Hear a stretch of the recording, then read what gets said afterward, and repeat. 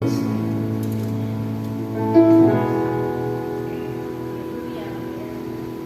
a Dios, Dios. Bendito es. Gloria a Dios. Dios les bendiga, hermanos. Para mí es muy especial estar aquí, muy especial. Y más cuando el Señor ha dado a mí una palabra y no me deja dormir, no me deja en paz. Lleva muchos días en la cabeza y no hay palabras. Me siento muy gozoso, muy alegre. Por eso, primero que todo, le doy la gracia a los pastores, mi hermano Glenn, mi hermana Aida, llama él hermana Aida, la pastora Aida, a los que están acá arriba, músicos, al pastor Glenn. Le doy muchas gracias por permitirme esta oportunidad que es muy especial. El altar y el púlpito es celoso, uno tiene que cuidarlo mucho. Decía nuestra pastora, no se le da el púlpito a cualquier persona. Y yo me siento honrado por esa situación, porque desde antes ya me veían con ese potencial quizás para poder llevar un mensaje o una palabra a los hermanos, y eso ha sido una travesía muy grande y ha cambiado mi vida en muchos aspectos, y yo le doy muchas gracias al Señor por eso, porque me escogió, me limpió, me restauró y me tiene trabajando para Él. Creo que es lo más importante y no hay plata en el mundo que pueda pagar todo lo que el Señor ha hecho por cada uno de nosotros. No voy a extenderme mucho, va a ser una palabra corta, creo que concisa, precisa, y que cuando el Señor me la dio hace como un mes y medio, hace para ver 2 clases de caballeros, sí, hace como un mes y medio, y ese día había clase de caballeros, yo no le avisé a ninguno, y yo me vine de la casa y me estacioné afuera de la iglesia a esperar a los caballeros, pero como yo lo anuncié, nadie llegó.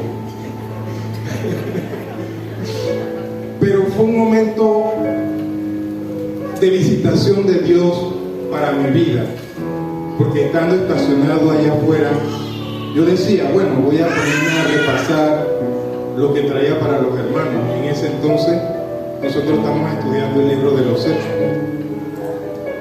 Esta es propaganda. Cada 15 y cada 30, el jueves que cae, es clase de caballeros, están invitados. Las esposas, díganle a su esposo, y las que son jóvenes que tienen esposos también, que vengan. Los jóvenes que también se sientan adultos, ya que quieren aprender responsabilidades, también son invitados. Ese día, los jueves. Bueno, ese día yo estaba afuera, y como nadie llegaba, yo abrí mi Biblia y me puse a leer, y mientras leía, yo dije, no, yo tengo que agarrar un papel, busqué un papel atrás del carro y me puse a anotar y anotar y anotar y anotar. Y la clase siguiente di lo que el Señor me dio, pero cuando la di, en mi corazón sentí de que no era solamente para los caballeros, sino también para la iglesia. Y entonces empecé a desarrollarla un poquito más. Y cuando me dijeron, Salvador, te toca llevar la palabra, yo solamente dije gracias, porque la palabra ya el Señor me la dio, me la dio. Y esa es la palabra que quiero compartir con ustedes el día de hoy. Se encuentra en el libro de Hechos, capítulo 6. Es una palabra que casi la mayoría de nosotros la conocemos, los que procuramos conocer la iglesia primitiva, siempre venimos al libro de los Hechos, porque queremos ver de a dónde es que el Señor comenzó a obrar por medio de estos hombres, ¿no? Yo traje una ilustración, pero la ilustración viene después de la lectura de la palabra, para que los muchachos allá atrás de multimedia sepan cuándo ponerlo. Denme un segundo porque se me olvidó, y ya yo no tengo super ojos. Ahora necesito super lente.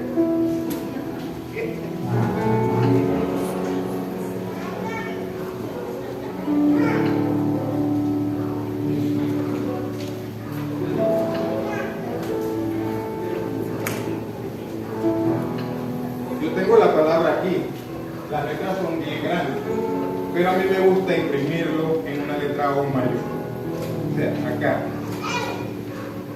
En estas letras que están acá, yo le pongo los resaltadores, las pongo en negrita extra bold, o sea, más grande, para en pedazos de la lectura, que son los que me llaman la atención, desarrollar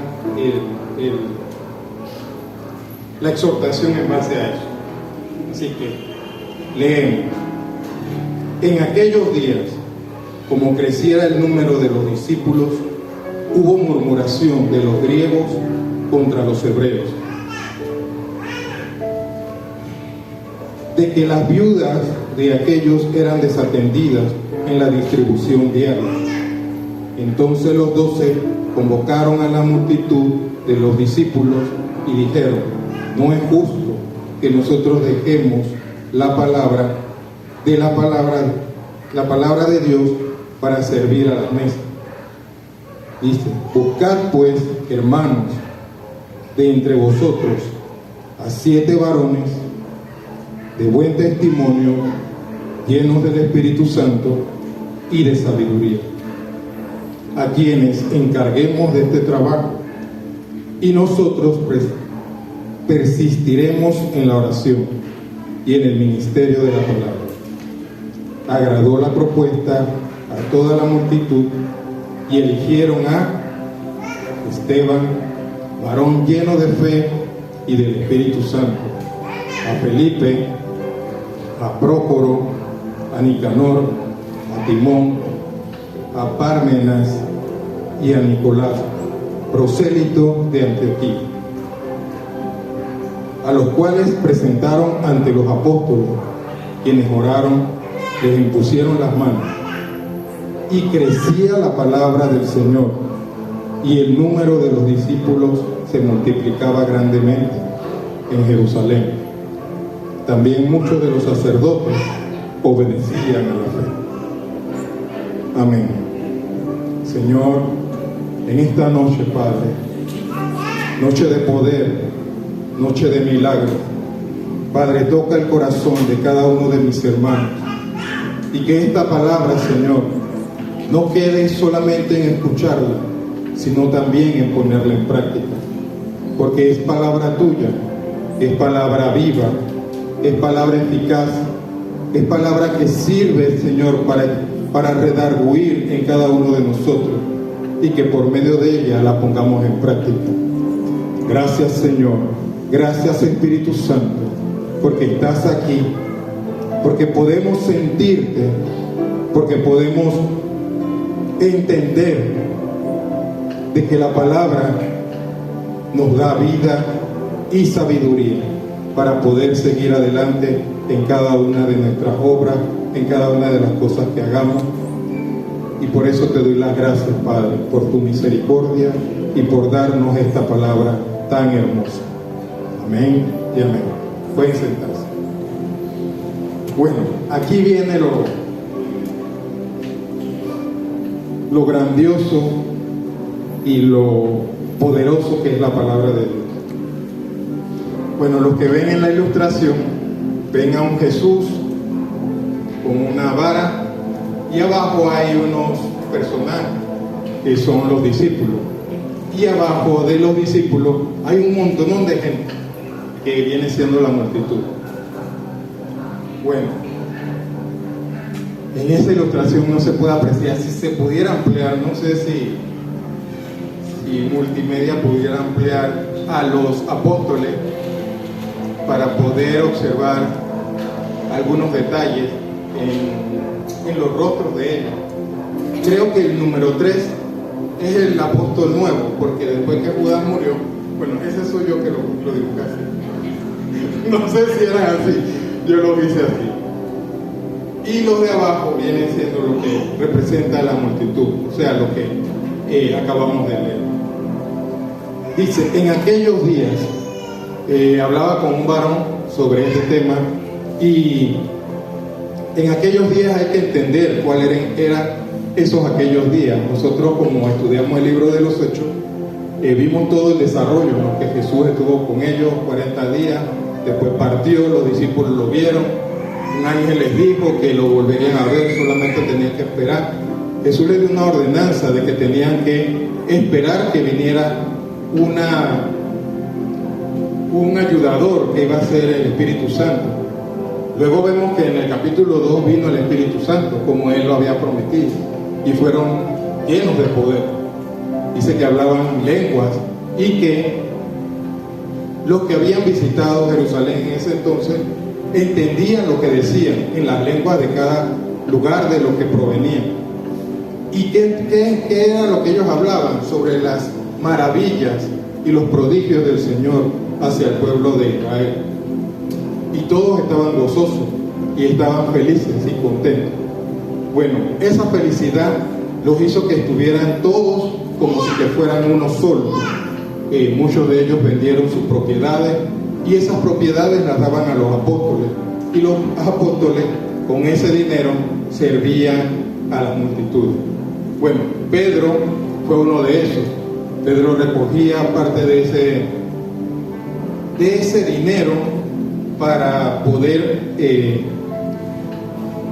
construir lo que hoy conocemos como iglesia. Y era mucho el esfuerzo que había que hacer para atender las mesas, sabiendo de que ellos tenían un compromiso mayor, que era hacer que se creciera la obra. Así que ellos comenzaron a replicarse en discípulos, y estos discípulos son los que aparecen aquí en la ilustración, abajo de los apóstoles. Como ven, se han multiplicado, oye, qué montón, ¿no? Ay, me da risa porque en medio de eso yo también pongo mi ironía, y hay uno con un afro y tiene un pie así de Black Power. No sé si se puede ver, pero ahí está. Dice, en aquellos días, ese es el resumen, como creciera el número de discípulos. Aquí nos damos cuenta de que los que crecían no eran cualquier persona, eran discípulos. Yo hace unos días atrás, no sé si algunos de ustedes estuvieron observando Iglesia. En Iglesia, haya la vida, eso es gol.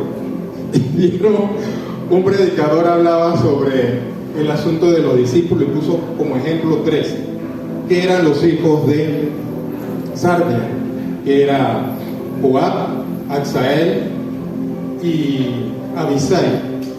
Y él dio una explicación muy completa de lo que es un discípulo y hasta dónde debe llegar a ser un discípulo.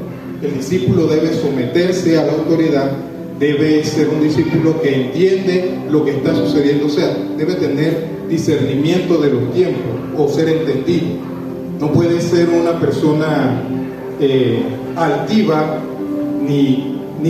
que no sea maniobrable. Tiene que ser una persona que cuando se le dé instrucciones la atienda. Y por medio de ese desarrollo, él deja de ser discípulo y empieza a tener el discípulo. Los discípulos, como en la ilustración ven, la mayoría de ellos visten de una forma. Todos casi se parecen a los apóstoles. Tienen su ropa, tienen una raya aquí, tienen no sé eso cómo se llama, un traje, una falda, y todos vendían sus sandalias. Bueno, abajo van a ver que en las multitudes están casi similares, pero hay unos que no tienen raya, hay unos que tienen todavía su cuchillo, hay otros que tienen su botella de guaro. La cosa es que están en proceso de ser discípulos. En ese proceso tienen que aprender muchas situaciones que se van a dar dentro de la congregación o dentro de lo que va a ser la iglesia. Dice, hubo murmuración de los griegos contra los hebreos. Esta murmuración se da, ¿cómo lo explico? La palabra dice murmuración, pero en realidad, cuando comencé a hacer el estudio, escribí acá en mi anotación cómo dirigir y escuchar, y abajo puse en signo de interrogación: en la cocoa también hay verdad. Y ustedes dirán, el hermano Salvador se volvió loco, ¿cómo que en la cocoa? Bueno, esto que ellos estaban haciendo era comentando con sus hermanos situaciones que los afectaban. Por eso dice que eran los hebreos y del otro lado eran los griegos. En este caso serían los helenistas, que venían con una costumbre totalmente diferente a los que habían nacido en Jerusalén o en Israel. Ellos venían de Grecia, habían nacido en Grecia y estudiaban la Torah igual que los judíos que estaban acá en Jerusalén. Solamente que ellos tenían una versión que se llamaba la Septuaginta, y en esa versión era como leer la NTV hoy en día. La mayoría de nosotros leemos la Reina Valera. Bueno, ellos acostumbraban a leer la NTV, una versión un poco más estilizada, de una forma más fácil de leer, de comprender, y además en Grecia se utilizaba mucho la sabiduría, así que ellos trataban de ser el top de las personas sabias y por eso se inclinaban a eso. Ellos no llamaban murmuración a hablar cosas que estaban sucediendo dentro de ese entorno. Yo por ahí pedí, quizás ven un momentito. Aquí vemos a nuestra hermana Giselle, él habla inglés, un inglés fluido. Por ahí atrás está la hermana Glenda, que también habla un inglés fluido. Bueno, más o menos fluido, o poco fluido. Menos lo fluido. Bueno, no importa. La cosa es que ellos hablan su inglés. Yo no hablo inglés, así que ellos se comunican, se están diciendo sus cocoa, cosas que les pasó en la universidad y temas variados. Pero como yo soy chismoso, yo me acerco y no entiendo lo que hablan. Pero consigo a un amigo y le digo, yo voy a hablar medio inglés, no machucado, lo que sea. Y él dice, sí. Y se para al lado de la conversación de él. Y ellos bajan la voz para que no se les escuche. Bueno, la palabra, gracias Giselle, la palabra dice que los helenistas hablaban en su lengua. Los hebreos no comprendían lo que hablaban. Y esa era la discusión. ¿Cuál dice la palabra? De que las viudas de aquellos eran desatendidas en la distribución diaria.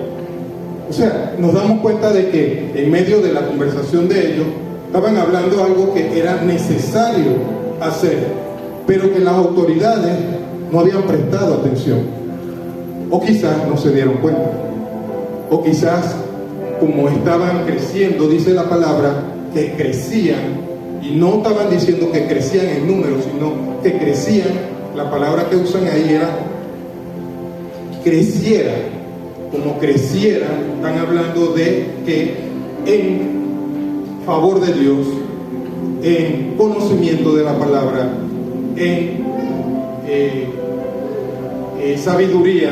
O sea, no era creciendo como tal, sino que tenían como que un grupo en el que eran únicos en esa región y se estaban proliferando de una manera exorbitante, sin que los que estaban alrededor pudieran comprender qué era lo que sucedía.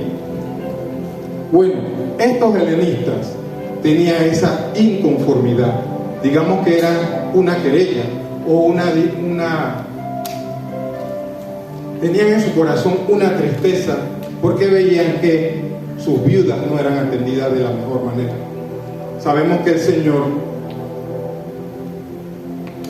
en la antigüedad, en el libro de Levítico, crea leyes para que el pueblo de Israel atienda a estas situaciones. ¿Atienda a quién? A las viudas, a los desamparados, a los huérfanos y a los extranjeros. Pero en esta situación vemos de que en la distribución diaria, que es mucho trabajo, nosotros aquí hacemos bienestar social y muchas veces cuando yo veo a las hermanas de bienestar social están sofocadas porque están viendo de qué manera lo hacen rápido para poder entregarle al hermano un bien, para que se sienta, pueda satisfacer la necesidad que tiene. Bueno, nosotros lo hacemos cada 30 días, ellos lo hacían diario. Tenían que recolectar dinero, tenían que ser organizados, tenían que tener un grupo de trabajo que pudiera llevar todo eso recolectado y repartirlo de la forma que no hubiera esta disconformidad, sino que todos tenían que estar haciendo el trabajo de manera alegre porque lo hacían para el Señor y tenían que llenar ese vacío pues que había en la sociedad, atender a estas personas. Y los helenistas, o sea, los griegos, tenían ese sentimiento. Y dice, entonces los 12, ellos después se dieron cuenta de que de verdad había que hacer algo. Convocaron a la multitud, a los que están ahí, de los discípulos, y dijeron, no es justo que nosotros dejemos la palabra de Dios para servir a la mesa. Esto no quiere decir que los apóstoles ya se creían lo máximo, no. El trabajo de un líder, de una persona que está a cargo de algo, es un trabajo que requiere mucha concentración. Aquí a los hermanos que son líderes, no me dejan mentir, muchas veces ellos no duermen preparando una palabra para nosotros. Ellos se preparan para poder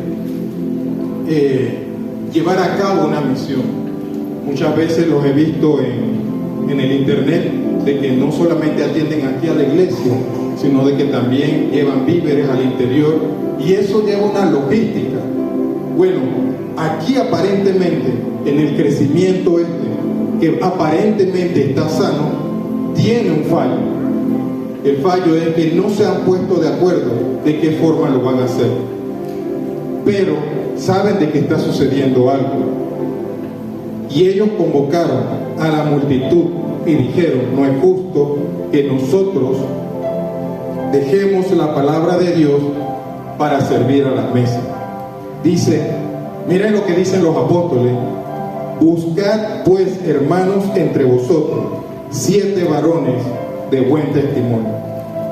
Dice, buscar. Esto me recuerda cuando Jesús está predicando extensamente y hay mucha gente y todos estaban esperando que llegara la hora de la comida, y Jesús predicaba y predicaba y predicaba, y cuando ya terminó, los apóstoles se acercan y le dicen, maestro, despáchalos porque no hay panadería aquí cercana.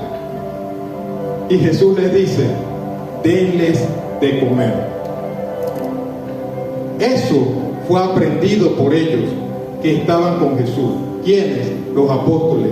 Aprendieron de su maestro, fueron discípulos de su maestro, y ahora los vemos haciendo lo que hacía su maestro, que era buscar pues, hermanos, entre vosotros 7 varones de buen testimonio. Bueno, aquí yo tengo una batería bien seria, que yo la veo y me da susto. Yo busqué en mi palabra, en mi Biblia, ¿qué es un buen testimonio? Miren lo que apareció en el libro de Hebreos 11, verso 4, para que los que no tienen Biblia lo puedan ver en la pantalla. Dice, por la fe Abel ofreció a Dios más excelente sacrificio que Caín, por lo cual alcanzó testimonio. Miren lo que dice, de que era justo. dando Dios testimonio de su ofrenda, y muerto aún hablaba de él, por ella. Dice, por la fe Enoc fue traspuesto para no ver muerte, y no fue hallado porque lo traspuso Dios, y antes que fuese traspuesto tuvo testimonio de haber agradado a Dios. O sea, el testimonio que nosotros tenemos que dar, primero, tiene que ser un testimonio que alcance a la justicia, que sea justo, que la gente vea que la persona que van a escoger es justo. No solamente la gente, sino que Dios lo vea y que sea agradable a Dios. Dice, pero sin fe es imposible agradar a Dios, porque es necesario que el que se acerca a Dios crea que le hay, y el que es galardonador de los que le buscan. Entonces nos damos cuenta que el testimonio es una acción que primero tiene que verla el hombre, y la segunda acción es que tiene que ser agradable delante de Dios. Origami en mi cabeza. ¿Cómo así? Yo no puedo testificar con una vida falsa. O sea, aquí en la iglesia soy una cosa y en la calle soy otra. Eso no sería un buen testimonio. Así que ese hermano entre la multitud no va. Hay que buscar entre los que están aquí hermanos que tengan buen testimonio para que puedan servir a qué? A las mesas. ¿Por qué? Porque en las mesas hay plata, hay comida, hay ropa, hay mil cosas que se entregan. Claro, si lo hacen de esa forma. Pero es importante de que la persona que pongan ahí, uno tenga credibilidad de esa persona, de lo que va a hacer, de que no despilfarre los fondos de todos los que están aportando. Así que en la iglesia del Señor funciona de la misma forma. Tienen que ser personas que tengan testimonio delante de los hombres y delante de Dios. Dice, llenos del Espíritu Santo. Bueno, en mi batería acá puso, hay que buscar Gálatas 5:22, porque muchas veces confundimos que las personas que están llenas del Espíritu Santo son los que presentan evidencia o manifestaciones, como que se caen en el suelo, gritan, hablan en lengua, qué sé yo, se les levanta el cabello por la electricidad, no sé. Pensamos que esas manifestaciones sobrenaturales es que significa que está lleno del Espíritu Santo, y no es así. Miren lo que dice Gálatas 5:22. Este número me gusta porque es el número inicial de la cédula de mi esposa. Mira cómo baja la cabeza ya. Dice, mas el fruto del Espíritu es, más el fruto del Espíritu es amor, gozo, paz, paciencia, benignidad, bondad, fe, mansedumbre, templanza. Contra tales cosas no hay ley. Pero los que son de Cristo han crucificado la carne con sus pasiones y deseos. Si vivimos por el Espíritu, andaremos también por el Espíritu. ¿Qué quiere decir esto? Que aquellos de la multitud que vamos a escoger para que atiendan a las mesas de las viudas tienen que ser personas que tengan todas estas cualidades. Se complica la cosa, porque incluso para poner a cualquier persona aquí en la iglesia para hacer cualquier función tiene que llenar este requisito. Si no, no va. ¿Quién los escoge? No lo escogieron los apóstoles, los escogieron los discípulos. O sea, Personas que en medio del montón de gente se conocen, saben quién es. No solamente es que viene a la iglesia y no lo conocen, sino que saben dónde vive, cómo es su familia, si la atiende bien, si realmente está cumpliendo los requisitos, si en la casa es grosero, en la iglesia no, si es grosero con su jefe y en la casa grosero también con la esposa o con los hijos, o es patán. Aquí nos damos cuenta de que esas personas deben tener ciertas cualidades para manifestar que el Espíritu Santo mora en ellos, porque el Espíritu Santo le da dominio a cada uno de nosotros, porque el dominio es poder. Dice que cuando vendría el Espíritu Santo sobre nosotros, nos daría poder, y ese poder nos daría el control de nuestras emociones. Pero si no controlamos nuestras emociones, tenemos que ponernos a ver en qué nivel de Espíritu Santo estamos. Yo conversaba con mi hermano y le decía que en la iglesia no hay esos aparatos como en los bancos que miden si tienes hierro. Aquí no hay una cosa que te mida cuánto Espíritu Santo tienes. Aquí el Espíritu Santo se mide, ¿cómo? Por medio de tu fruto. Si no tienes un fruto, Santo Padre, porque aquí yo, de verdad, antes de traer esta palabra, a mí me temblaban los pies antes que estaba allá afuera, porque yo decía, Señor, esta palabra es difícil, porque ¿quién llenará todo este requisito para hacer una simple misión, que es repartir a la mesa? Una misión tan sencilla, y tiene que tener todos esos requisitos. Dice, el otro requisito, oigan eso, ya me parezco al pastor que oye eso. Dice, y de sabiduría. Y yo me puse a investigar sabiduría. Padre, esto sí es difícil. Danos sabiduría, no del hombre. Aquí habla algo en el libro de Santiago, el verso 13. Dice, hace una pregunta: ¿quién es sabio y entendido entre vosotros?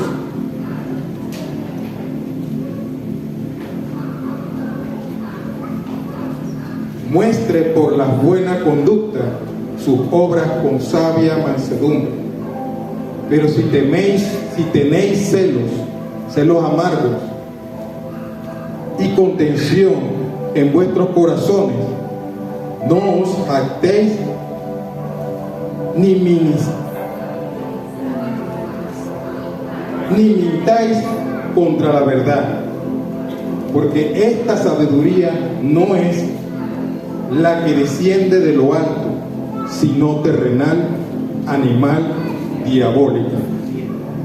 Porque donde hay celos y contención, allí hay perturbación y toda obra perversa. Pero la sabiduría que es de lo alto es primeramente pura. O sea, que si nosotros queremos tener sabiduría para poder hacer esta misión, tenemos que ser puros. Y me recuerda a una de las clases que damos los miércoles. Salomón mandó a hacer unos utensilios de oro y dice que los pasó por fuego, pero fuego de verdad, para quitar la impureza. Y esa es la pureza que habla aquí, que no tengamos ninguna mancha, ningún residuo, ninguna fragmentación, nada adherido a nosotros. La sabiduría debe ser pura. Dice, después debe ser pacífica. Sabiduría pura y pacífica. Después dice, amable, benigna, llena de misericordia. ¿Y qué más? Y de buenos frutos, sin incertidumbre ni hipocresía. Y el fruto de justicia, esto me encantó, y el fruto de justicia se siembra en paz para aquellos que hacen la paz. Gloria a Dios.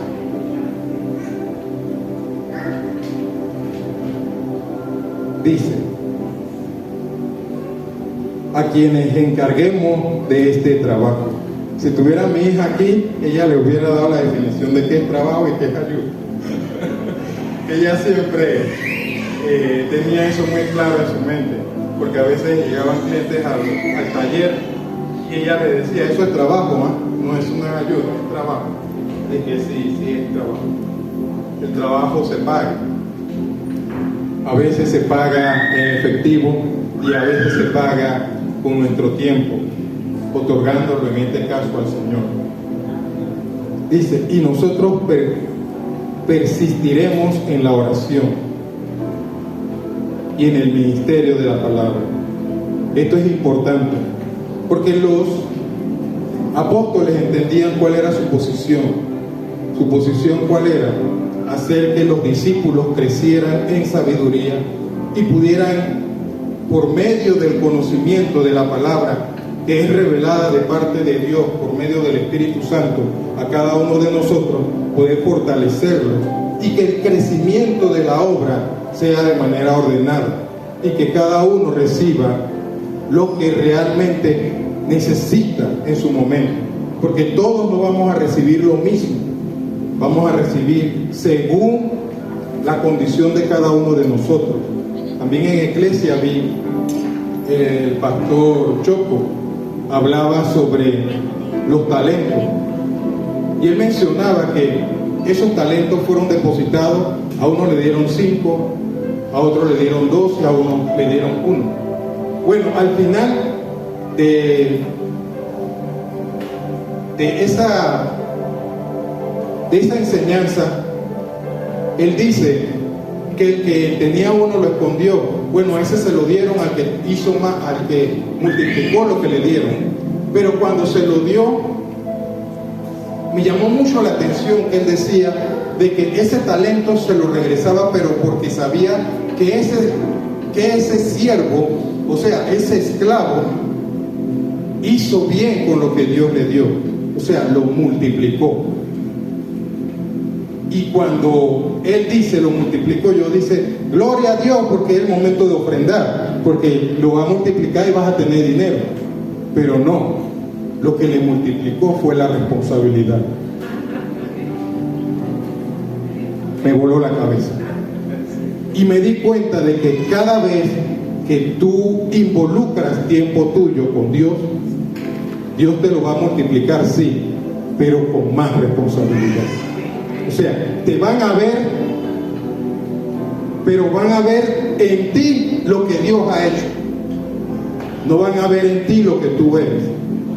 Porque esa responsabilidad que Dios te va a otorgar a ti es para que tú puedas manifestar cada uno de estos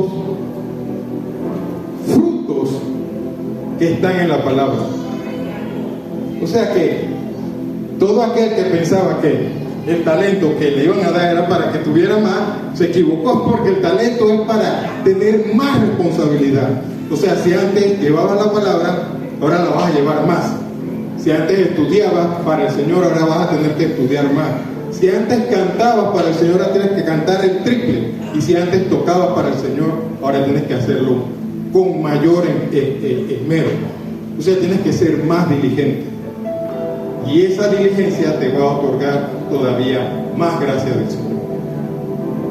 Entonces, nos damos cuenta de que el ministerio de la palabra, que era el que los apóstoles llevaron a cada uno de ellos, era para que ellos pudieran crecer. Y al final de esto, la palabra que dice es: agradó la propuesta a toda la multitud y eligieron a Esteban, dice, varón lleno de fe y del Espíritu Santo. Ya sabemos que Esteban fue una buena elección, porque lo que leímos decía que era lo que estaba lleno Esteban. Dice que Esteban significa coronado y victorioso. Para aquellos que en el futuro tengan hijos, saben qué nombre ponerle. Dice que escogieron a Felipe, que su nombre significa amante de los caballos. A Prócoro, que dice el que preside el coro o el que prospera. Dice a Nicanor, que significa victorioso conquistador. a Timón, que dice que es valioso y digno. A Pármenas dice que es permanente y constante, fiel. Y a Nicolás, que luego del estudio, que había repetido mucho la lectura, presté atención a lo que decía la palabra prosélito de Antioquía. Y yo me preguntaba, nosotros dimos esta clase, el hermano Ezequiel, creo que el hermano Yamir también, no me acuerdo, el pastor, también dimos clase del libro de los Hechos, pero la palabra prosélito se me quedó como que nada más llegó, entró por aquí, dio la vuelta y ¡pum! Salió, ni siquiera entró al cerebro. Y me puse a buscar el significado, y el prosélito significa un gentil que se convirtió al judaísmo. O sea, te das cuenta de que todos los demás que están aquí son griegos, pero entre el medio de esto hay uno que es prosélito, que hizo un esfuerzo sobrenatural para convertirse al judaísmo. Él tenía que sobresalir sobre cada uno de ellos para poder quedar en esta posición. O sea, era un hombre que se esforzó, porque no era judío ni tampoco griego del 100%. ¿Por qué? Porque él tuvo que convertirse primero al judaísmo, y estando convertido al judaísmo, entonces conoció el Evangelio, o conoció a Jesucristo, o conoció a los apóstoles, y por medio de esto él entra. Pero después, más adelante, nos damos cuenta que este mismo personaje está mencionado en Apocalipsis. ¿Por qué? Porque se volvió apóstata de la fe, negó la fe en la que creyó, y lo vemos que saca a mucha gente, confunde a mucha gente. Entonces nos damos cuenta de que, a pesar de que los apóstoles escogieron a hombres, le impusieron las manos, siempre va a haber alguien que lleva una batalla, una lucha, que de repente no la puede concretar o llevar a cabo, y se desvía por tantas cosas que suceden en la vida. Las preocupaciones, las ansiedades, y la misma Biblia nos dice llevarlas al Señor.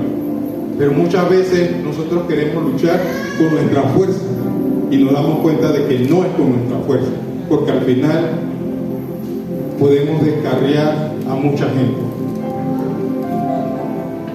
Dice, a los cuales presentaron ante los apóstoles, quienes oraron y pusieron sus manos.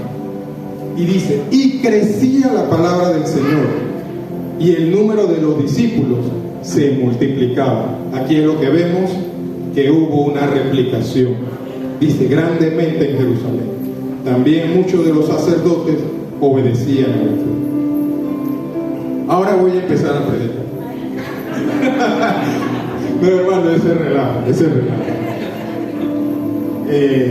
Yo puse aquí en una hoja un desarrollo rapidito. Dice, crecía, o sea, se multiplicaba. Dice, la situación de crecer trae molestia. Nosotros crecimos, y en medio de ese crecimiento tuvimos mucha molestia, mucha. Hubo mucha oposición, muchas veces entre nosotros mismos, mucha, hermano. Y el Señor hasta aquí ha sido fiel.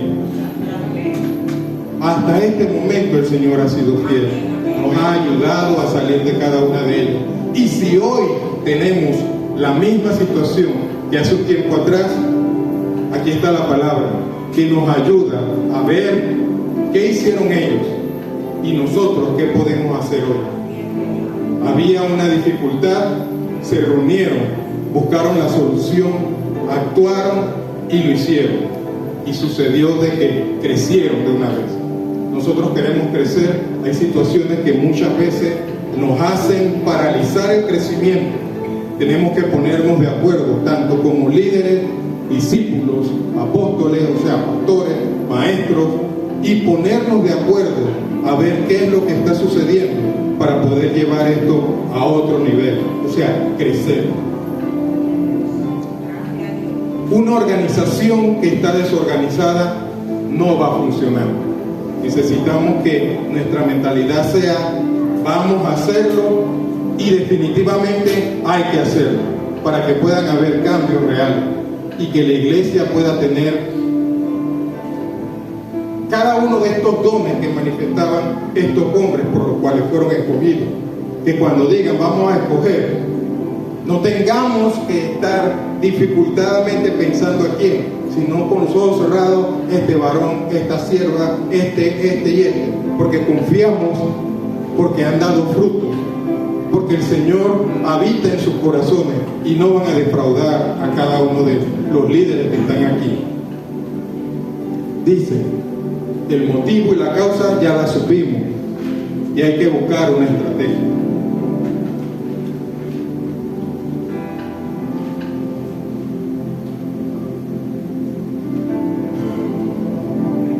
Hay un convenio que tenemos que hacer entre nosotros mismos para poder llegar a una decisión y una escogencia. Y después de eso hay que ponerlo en práctica. Y después que se pone en práctica hay que observar cómo se están dando las cosas. Y si no están funcionando, volvemos a hacer el mismo esquema. Si no funciona, hacemos cambios sin que se molesten, hacemos dotaciones y el que sale le enseña al otro y el otro al otro y el otro al otro, y en ese proceso vamos creciendo. Pero no podemos permitir que la iglesia del Señor se quede estancada y no crezca. El Señor nos dio la capacidad a cada uno de nosotros de multiplicarnos. Y cada palabra que ha salido de esta iglesia en estos últimos días ha indicado lo mismo. Multiplíquense, replíquense, crezcan. Ya no es tiempo para estar peleando, para estar con molestias en nuestros corazones, para ser hipócrita, para hacer el de la vista gorda. Es momento en el que la iglesia tiene que ser una, como en el libro de los Hechos, y avanzar, crecer, multiplicarnos. Porque a eso nos llamó el Señor, no a ser estériles, tenemos que crecer. Y bueno, como último,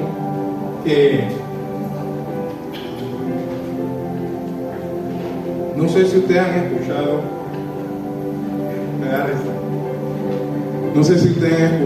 que al hombre araña le dieron un dicho. No sé, quizás tú te acuerdas. Que un gran poder conlleva una gran responsabilidad. ¿Eso qué es? Marvel. Bueno, Marvel 5.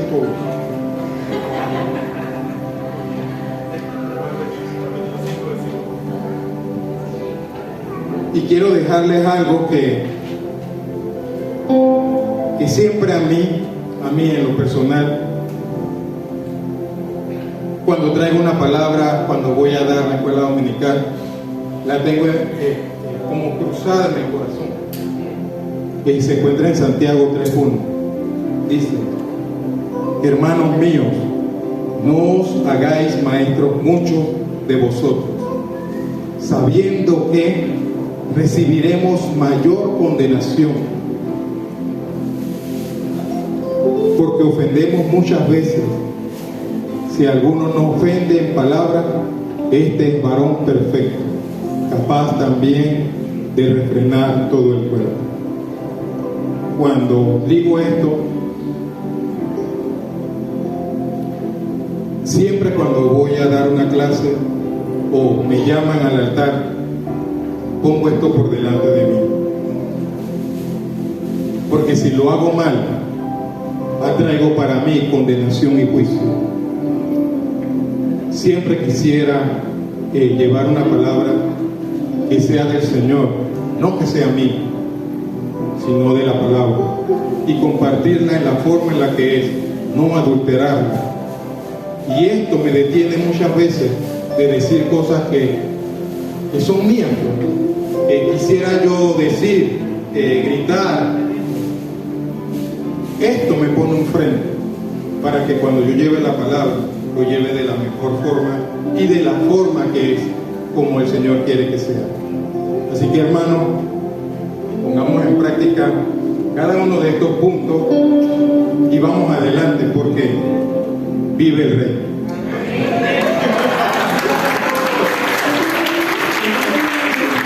Dios me lo bendiga.